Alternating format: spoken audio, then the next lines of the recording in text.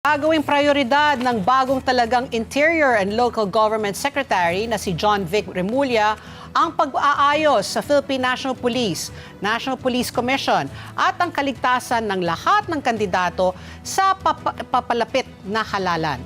Inilatag po ng dating Governor ng Cavite ang tatlong usapin na ito sa pagpupulong nila ni Pangulong Ferdinand Marcos Jr. Narito po ang kanyang pahayag.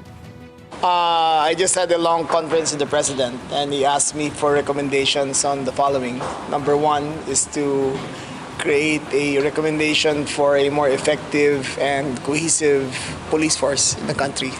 Recommendations for the structural changes and personnel changes necessary for us to enter into the 2025 elections. Number two, we also asked to review the structure and the personnel of NAPOLCOM on what needs to be done in order to make it more neutral and more cohesive also in addressing the concerns of the police force. Number three is ensuring the safety of all the candidates for the 2025 elections. That's primarily on his mind. Ng bagong appointed po na Secretary ng DILG, John Vic Remulla. Itinalaga si Remulla para pamunuan ang DILG bilang kapalit po ni Benher Abalos na tatakbo naman para sa pagkasenador. Inaasahang sisimulan ni Remulla ang kanyang trabaho sa DILG ngayong araw. Haharapin muna niya ang mga undersecretary ng departamento. At ayon po kay Remulla, posibleng sa susunod na linggo siya maglalabas ng anunsyo tungkol sa mga ipatutupad niyang polisiya.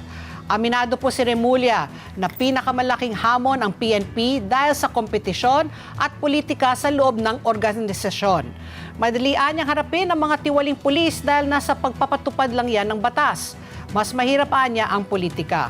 Nilinaw naman niya na nasa Pangulo pa rin ang desisyon kung magpapatupad ng rigodon sa PNP. Magbibigay lang anya siya ng rekomendasyon. At nangako rin si Remulla na titiyakin niyang tapos ang lahat ng operasyon ng mga Philippine Offshore Gaming Operator pagsapit po ng December, alinsunod sa utos ni Pangulong Marcos.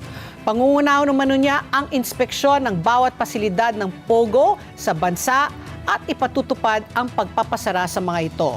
Sisimulan niya umano dito muna sa Pogo Hub na tumatakbo sa Island Cove na dating pagmamay-ari ng kanilang pamilya dyan po sa Cavite.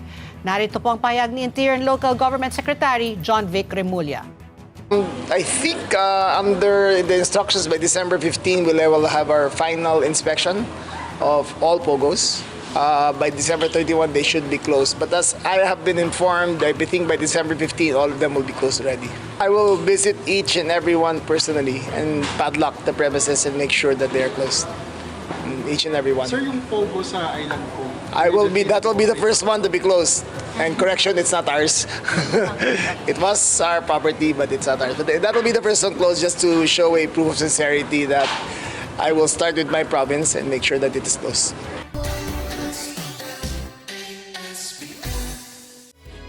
Together, Sunday 25,